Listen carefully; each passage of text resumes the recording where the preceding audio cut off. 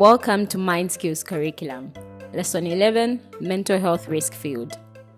Every MindSKILLZ activity starts with what is called a take a stand. The coach reads out a statement to the participants, and participants can either agree or disagree to the statements. Participants can agree to the statements by putting their hands on their head and disagree by putting their hands on their hips. For this activity, the take a stand statement is, taking risks is the best way to personal growth.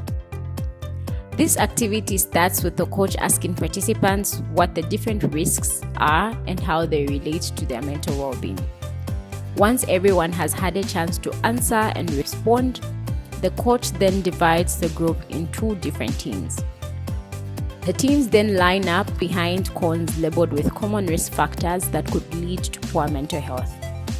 The risk factors labeled on the risk field are too much stress, bad sleep, poor social media habits, and poor nutrition. After the teams have lined up, the first player from each team dribbles the ball in between the cones and then passes the ball to the next player on their team. The player then runs to the end of the line and sits.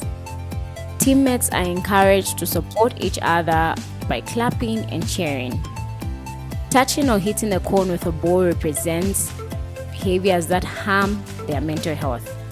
In the first round, touching or hitting a cone results in the player having to do 3 star jumps. While in the second round, the game is played the same way with the same instructions, but this time, if one player hits or touches the cone, everyone on their team must complete 3 star jumps. After the second round, the coach then leads the participants in a discussion about coping skills and how they can cope with their mental health or different mental health risk factors as labeled on the mental health risk field.